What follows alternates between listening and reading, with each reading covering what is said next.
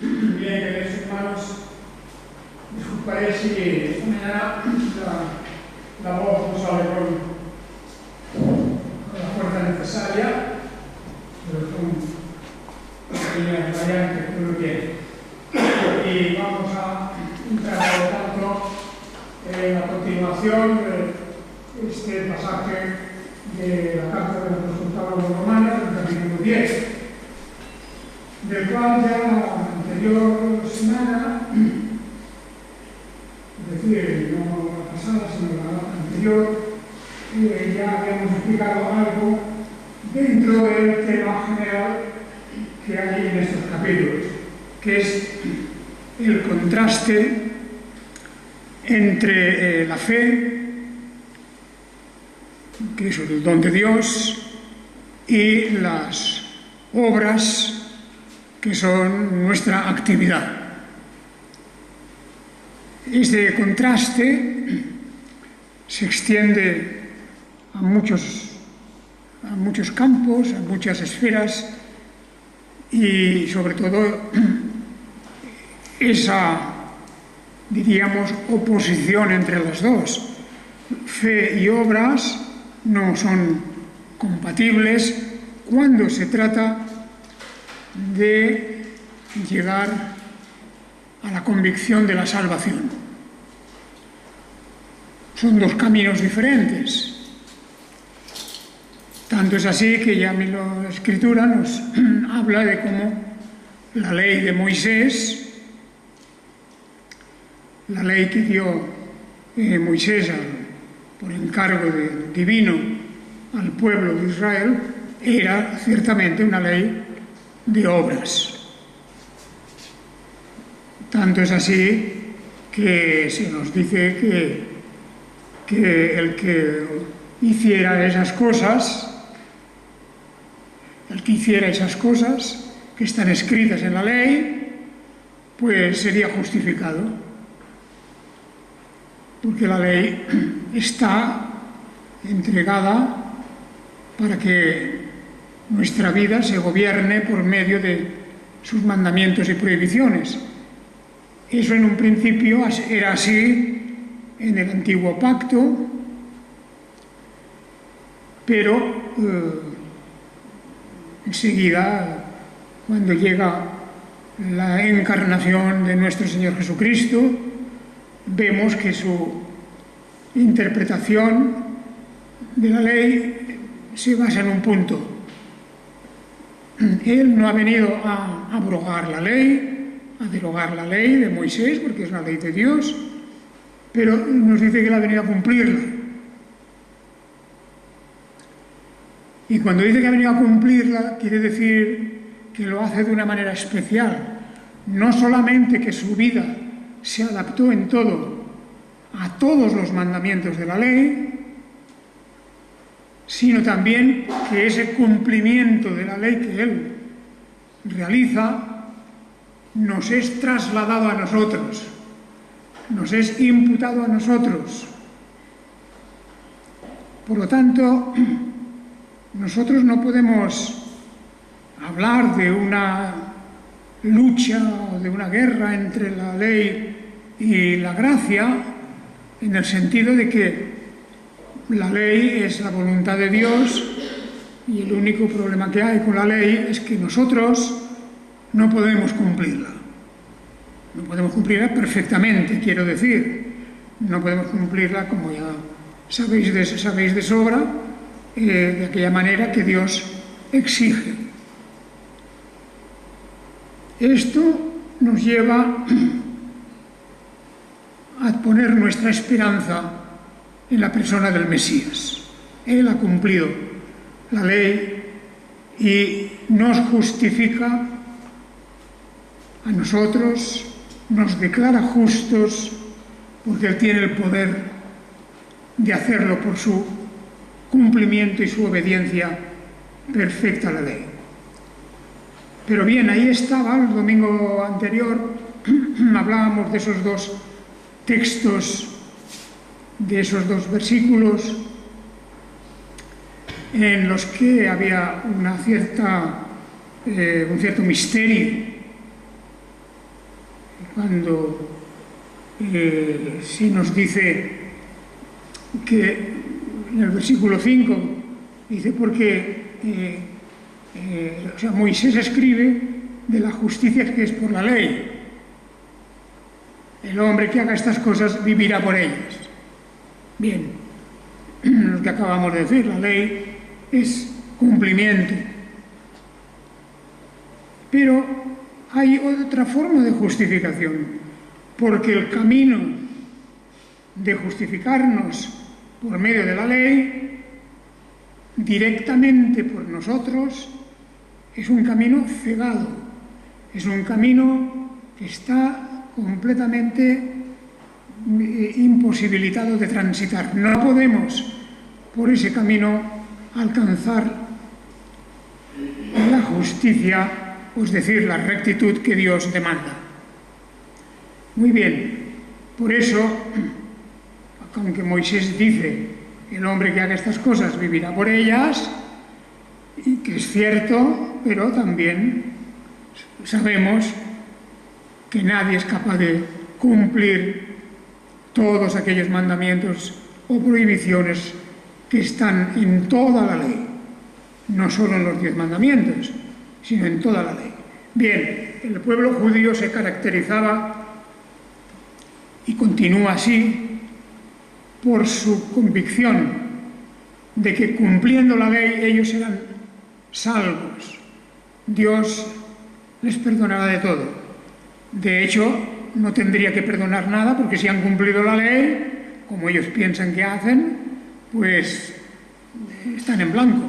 Es decir, no hay motivo ni siquiera para el perdón, no es necesario.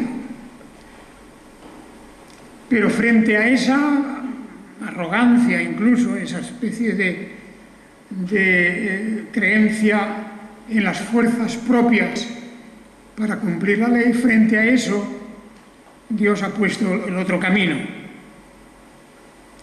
Por eso dice que la justicia que es por la fe, la que es por la fe, no dice el hombre que haga estas cosas vivirá por ellas. Eso es lo de la ley. El que sigue el camino de la fe tiene esta especie de dictado. No digas en tu corazón, ¿quién subirá al cielo? Esto es para hacer descender al Mesías. ¿O quién bajará al abismo? Esto es para hacer subir al Mesías de entre los muertos. Y dice, por lo tanto, aquí quedábamos el domingo aquel, que la justicia que es por la fe no requiere señales especiales, porque esto, ¿quién subirá al cielo? ¿Quién bajará al abismo para que el Mesías venga o suba? Es decir, ¿de qué maneras se puede provocar alguna señal, algún gran milagro, para que creamos en eso? Vosotros os acordáis que hay bastantes lugares en la Biblia donde algunos piden una señal. Señor, haznos una señal. Los judíos le dijeron a Jesús, Señor, haz una señal para que creamos. Pero el Señor Jesucristo dijo, no habrá señal ninguna, sino lo que Él llama la señal de Jonás. Es decir, la resurrección del Mesías. No hace falta bajar al abismo a traer al Mesías aquí, porque Él va a resucitar de la muerte. Por lo tanto, esa idea de las señales es algo que lo vemos con bastante frecuencia. Y es que la señal, en el fondo, lleva un elemento de duda. de desconfianza. Haznos una señal. Los mismos judíos también, hablando a Jesús, le decían que nuestro padre Moisés, él nos dio el pan del cielo. El famoso episodio donde el maná, aquella riqueza para alimentarlos, vino del cielo y podían recogerlo del suelo y alimentarse.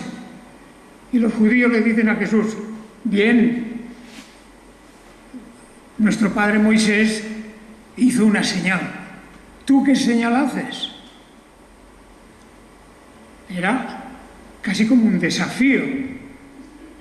Le retan a que haga una señal que sea semejante al gran milagro de la llegada del maná sobre el campamento de los judíos.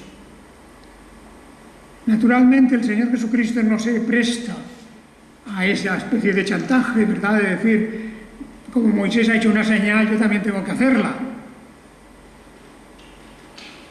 Porque el Señor Jesucristo ha venido a dar un mensaje que no es a base de milagros, de señales portentosas, aunque el Señor hizo señales, no cuando se las exigían o pedían, o cuando estaba eso mezclado con temas como la propia salvación o justificación.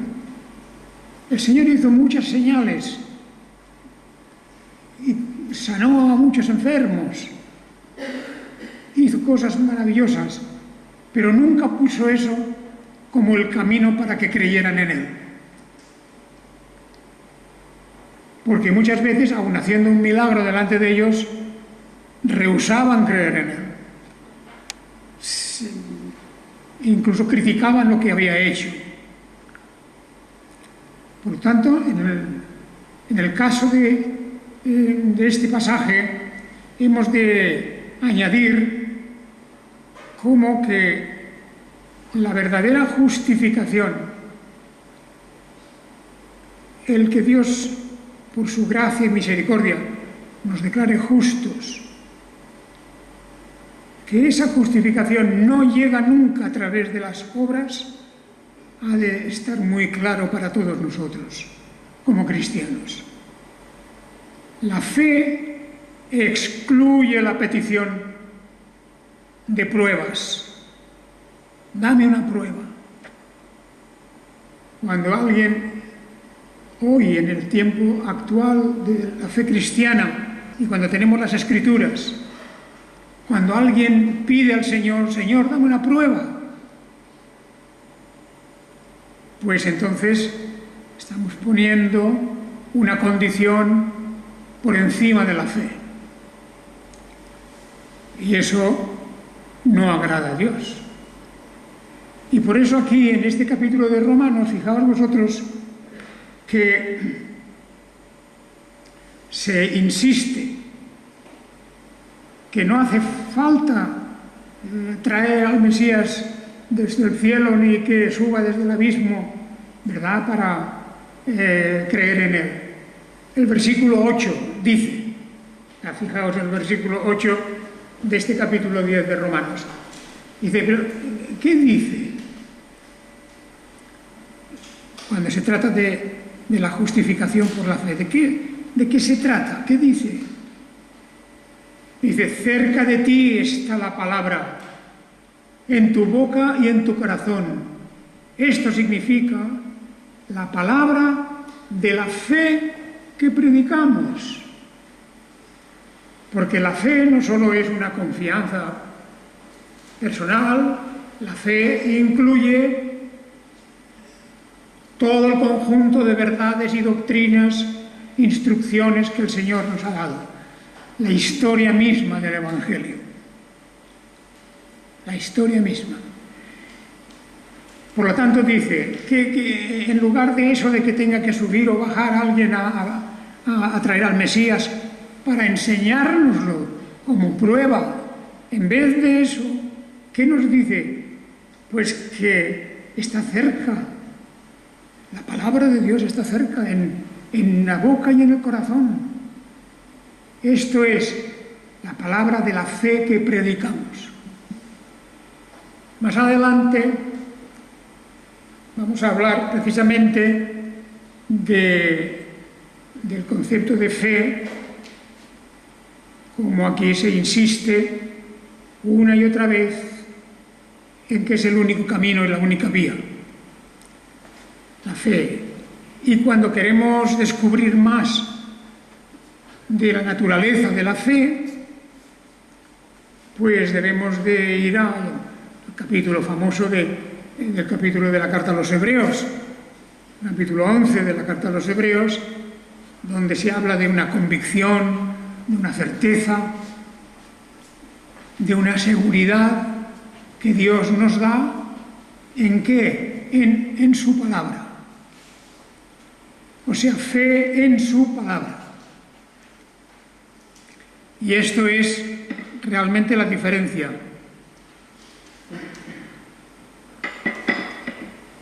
Tenemos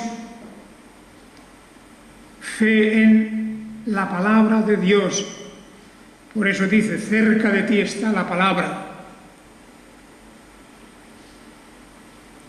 En tu boca y en tu corazón. Esto significa la palabra de la fe que predicamos. Por cierto, que la Escritura nos viene a decir que nuestra fe en el Señor es un don suyo, es un regalo, es una manifestación de su misericordia, porque ya que por las obras nadie será justificado, necesitamos la vía, el conducto que nos lleve a ser justos ante Él. Y eso es la fe. Donde Dios, la fe que viene además a través siempre de la palabra.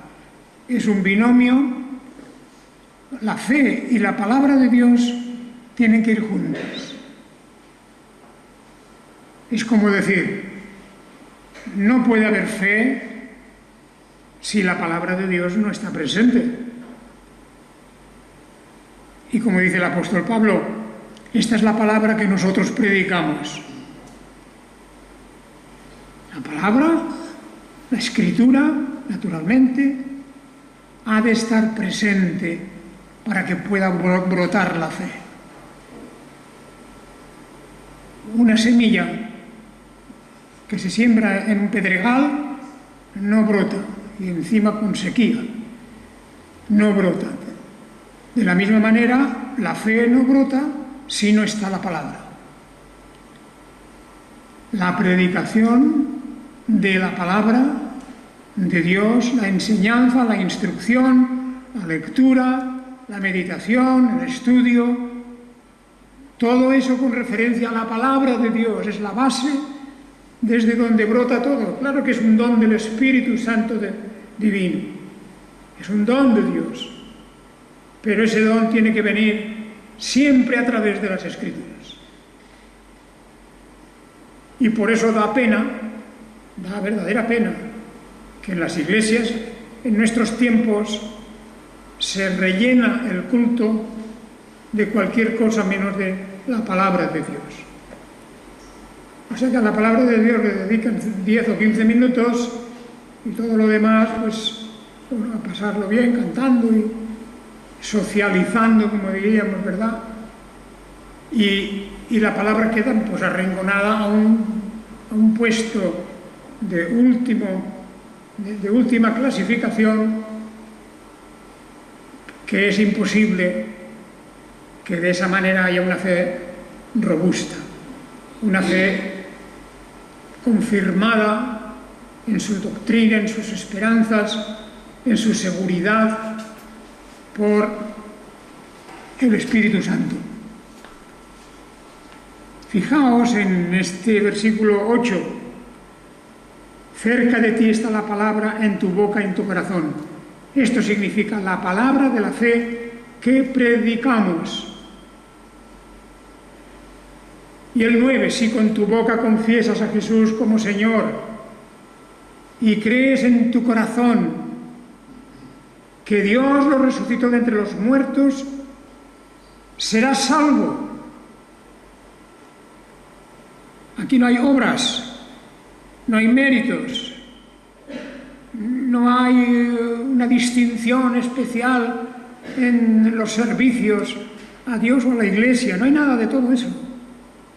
Dice simplemente, si crees en tu corazón que Dios lo resucitó de entre los muertos, serás salvo, porque con el corazón se cree para justicia y con la boca se confiesa para salvación.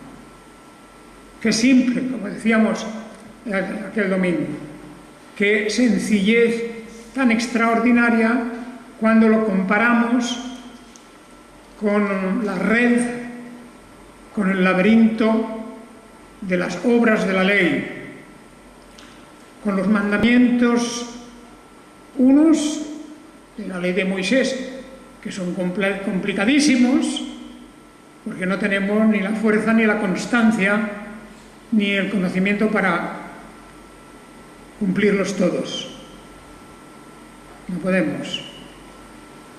Sin embargo, la fe nos lleva al mismo puerto que quisiéramos haber llegado, a lo mejor por medio de ciertas obras o méritos nuestros.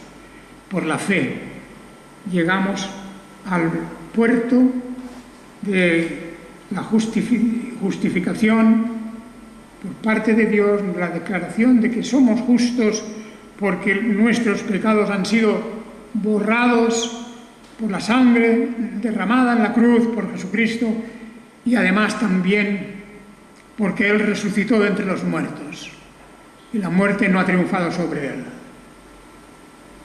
Esto significa la palabra de la fe que predicamos.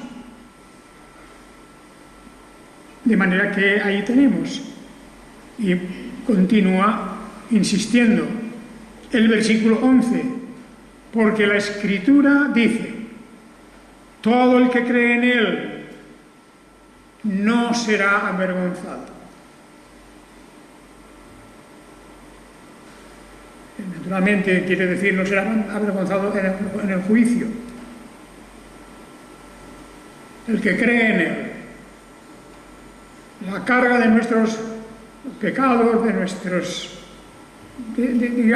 nuestras faltas, errores y otras muchas cosas negativas que todos vamos a llevar ante el tribunal de Dios, esa carga va a ser borrada por el Señor y va a ser totalmente neutralizada por Él. No tendrá efecto para aquel que, como dice aquí, confiesa a Jesús como Señor y cree en su corazón que Dios lo resucitó de entre los muertos. Naturalmente que fe y obras no son incompatibles en un sentido. Es más, cuando leemos en la carta que antes he mencionado, en la carta a los Hebreos, y en ese maravilloso capítulo 11 de la carta, ahí es curioso que la fe y las obras están unidas. Primero, aquí en Hebreos 11:1 nos define la fe, nos da una definición. La fe es la certeza de lo que se espera, la convicción de lo que no se ve. Bien, magnífica definición. No está completa, no entra en otros aspectos que podríamos ver en otros lugares. Por supuesto que es un don del Espíritu Santo. Pero la fe es esto, es una certeza y es una convicción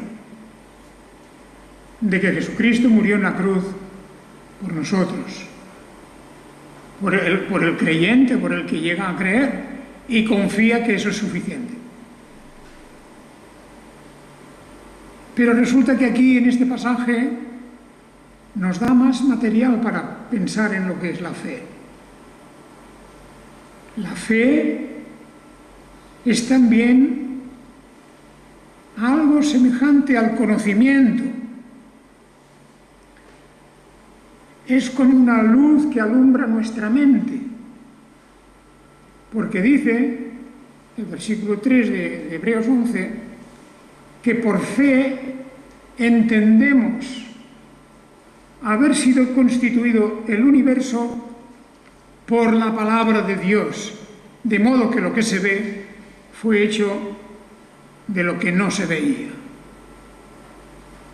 Naturalmente, aquí vamos a decir, hay una lección de crítica científica, porque hoy, en el mundo incrédulo de hoy, nadie diría que entendemos que el universo ha sido constituido por la palabra de Dios.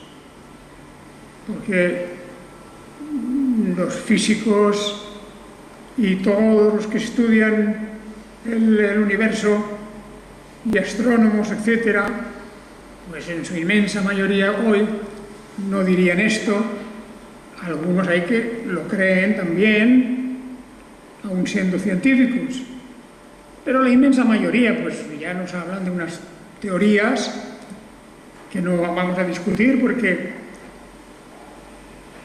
aquí la Biblia no nos habla de teorías, de cómo es el origen del mundo. Dice simplemente aquí que nosotros entendemos que eso ha sido constituido, el universo, el cosmos, por la palabra de Dios. Los hombres de ciencia pues no incluyen, claro, la palabra de Dios, excepto si hay algún creyente que quiere intercalar eso también, pero el hombre de ciencia, la ciencia de hoy, no dirá que el universo ha sido constituido por la palabra de Dios. Pues hablarán de la energía acumulada en un determinado punto y de la explosión fantástica que se produce en un momento, y de esa explosión salen los elementos químicos con los cuales se va formando todo el material que hay en el universo, por ejemplo, incluyendo la vida. Eso será lo que dicen los hombres de ciencia. Pero nosotros podemos pasar por encima de eso, en el sentido de que aquí ni niega ni afirma una cosa así. Con esto quiero decir, no hay que despreciar lo que digan los hombres de ciencia hoy. Ellos mismos reconocen que siempre les falta un eslabón, siempre les falta un último punto para explicar y para comprender el origen del universo. Y eso se va alargando, siempre les está faltando algo. Y todos recordamos pues, de aquel gran científico Einstein, como él dio su teoría, pero a los cuantos años también otros científicos se dan cuenta de que les faltaba algo. Tenía razón en algunas cosas, pero le faltaba algo. Y lo han ido buscando, y otros han encontrado no sé qué, pero todavía hay que verificarlo. Y así va siguiendo la historia. A nosotros nos basta decir, como resumen de todo lo que dice la Escritura, que el universo ha sido constituido por la palabra de Dios. Naturalmente, la palabra de Dios significa pues, el hecho, el acto, de la orden que Dios da. La orden que Dios da. Y esa orden lleva en sí misma todos los componentes y todo lo que hay que pensar respecto a la creación del universo, las leyes del universo, etc. Claro, al principio el Génesis nos lo cuenta, nos lo explica, nos lo dice de una manera muy simple, muy sencilla, ¿verdad? Como en el día 1 pasó esto, en el día 2 pasó esto, en el día 3 pasó lo otro. Y así, dice, pues Dios creó el mundo de esta manera. En el principio creó Dios los cielos y la tierra. Eso es lo que hemos de entender, que en el principio, por lo tanto, en el origen del tiempo, el origen de la materia, el origen del espacio, todo eso es obra de la palabra de Dios. Que se hicieran los mares, que se hiciera la tierra seca, que se hicieran los animales, que apareciera lo verde, la verdura, etcétera, etcétera. Todo eso es directamente la explicación sencillísima,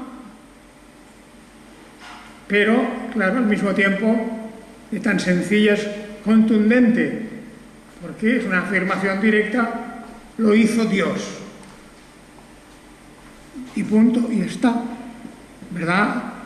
Si nosotros queremos conocer cada paso, cada elemento, cada punto concreto de cómo se forma el universo, pues no llegamos a comprenderlo todo. Aún hoy los hombres más preclaros de ciencia no lo entienden todo. Y se han acercado mucho a las cosas del universo. Y hay grandes instrumentos y grandes experimentos físicos y químicos que hablan de estas cosas, pero al final siempre se llega a un punto. Siempre se llega al final de todo y la pregunta es, bueno, ¿y cómo y cuándo y quién? Y esa respuesta no nos la dan las Escrituras, la ciencia no la da con completa seguridad, ni mucho menos, y ahí tenemos. Pues bueno, nosotros, dice que nosotros por la fe, entendemos haber sido constituido el universo por la palabra de Dios. ¿Qué poder tiene esa palabra de Dios que es capaz de cosas tan dispares como llegar al corazón de una persona y convertirla al peor pecador y criminal? Puede esa palabra de Dios completamente volverlo al revés, todo. ¿Qué poder tiene esa palabra que nos lleva al arrepentimiento, que nos da la fe? Eso es algo gigantesco, eso es algo maravilloso. Y por eso aquí insiste, es la palabra y es la fe. Y luego todo lo que nos dice a continuación este capítulo 11 es: la fe se muestra en las obras, no al revés. No son las obras las que demuestran que tienes fe, no. La fe se traduce en obras. Por ejemplo, por la fe Abel presentó a Dios una ofrenda mejor que Caín. Ahí tenemos la historia al principio de todo lo que pasó allí. Pero empiezan todos estos versículos de Hebreos 11, empiezan con la expresión por fe. Por ejemplo, Abel. Por fe, Enoc fue trasladado para que no hubiera muerte y no fue hallado. Trasladó Dios y antes del traslado recibió testimonio de haber agradado a Dios. Un caso especialísimo, el caso de Enoc. El caso es que fue, como dice aquí, trasladado. O podríamos decir, pues, que se lo llevó el Señor directamente, aún estando en vida. Y así podríamos decir cosas como también Noé. Por fe, Noé, habiendo sido advertido acerca de cosas que aún no se veían, movido de reverente temor, construyó un arca para salvación de su casa, y mediante esa fe condenó al mundo y fue heredero de la justicia que es según fe. Ese es el otro. Y así podríamos ir buscando casos y ejemplos, no solamente aquí en Hebreos 11, que es bien largo porque nos habla de lo que hizo Abraham, por la fe, o de cómo fue también Moisés, y también pues de los jueces y profetas y todos los que participaron en la conquista de Canaán. Todos estos por fe cayeron los muros de Jericó, por fe cruzaron el Mar Rojo, por fe celebraron la Pascua. Todo lo que la ley pedía o la ley ofrecía o que de alguna manera Dios iba a hacer, primero estaba la fe. La fe. Entonces,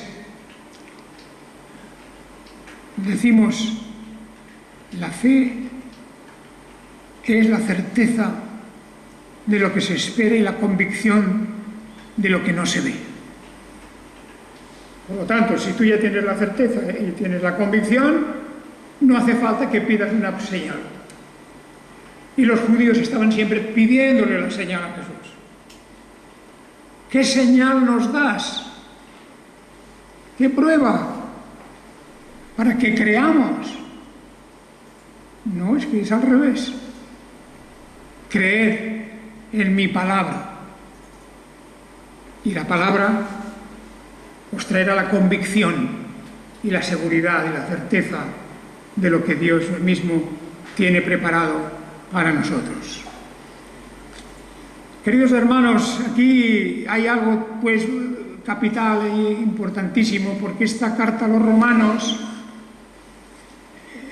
claro, es la gran defensora de la salvación por gracia, por medio de la fe. Es fundamental. En esta carta encontramos la respuesta a todas nuestras preguntas y encontramos la respuesta sobre todo a nuestras esperanzas. Una y otra vez nos va a repetir que es por medio de la fe.